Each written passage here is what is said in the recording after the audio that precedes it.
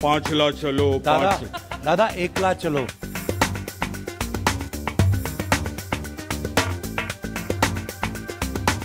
সময়টা একদমই ভালো যাচ্ছে না বলিউড ভাইজান সালমান খানের। একাধিকবার মিলেছে হত্যার হুমকি।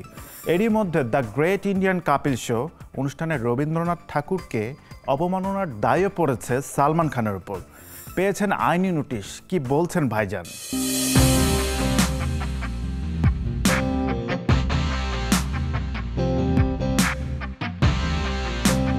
1998 সালের কৃষ্ণসার হত্যা মামলায় এখনো পিছু ছাড়েনি সালমান খানকে, যার জেরে কুখ্যাত লরেন্স বিষ্ণোই গ্যাং তাকে প্রায় প্রত্যেক দিনই হত্যার হুমকি দিচ্ছে। এবার নতুন ঝামেলা দ্য কপিল শর্মা শোয়ে রবীন্দ্রনাথ ঠাকুরকে অবমাননা। জানা গিয়েছে এই শোয়ের সঙ্গে সালমানের প্রযোজনা সংস্থা জড়িত, এমনই দাবি বঙ্গবাসী মহাসভা ফাউন্ডেশনের। সেই মর্মে তারা আইনি নোটিশও পাঠান অভিনেতাকে। তবে টিম সালমানের পক্ষ থেকে বিবৃতি দিয়ে জানানো হয়, নেটফ্লিক্সে প্রচারিত the great Indian Kapil show অনুষ্ঠানের সঙ্গে আর কোনোভাবেই যুক্ত নয় তারা। কিছু কিছু সংবাদ মাধ্যমে প্রকাশিত হয় এই অনুষ্ঠানের সঙ্গে সালমান খানের প্রযোজনা সংস্থা এসকে টিভি জড়িত, তাই তারাও আইনি নোটিশ পেয়েছে।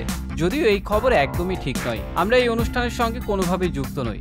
কপিল শর্মা শো এর সাম্প্রতিক শো দেখে প্রথম সমাজ মাধ্যমে প্রতিবাদ জানিয়েছিলেন কবি শ্রীজাত। তার অভিযোগ, কপিলের একটি শোতে অভিনেত্রী কাজল এসেছিলেন, তিনি বঙ্গ সন্তান। তাকে সামনে পেয়ে শো এর অন্যতম কৌতুক অভিনেতা কৃষ্ণা অভিষেক কবিগুরুর যদি তোর ডাক শুনে কেউ না আসে গানটির অপব্যাখ্যা করেছেন। তাকে সমর্থন জানিয়েছিলেন পরিচালক সুরকার ইন্দ্রদীপ দাশগুপ্ত সহ বাংলার বহু খ্যাতনামা।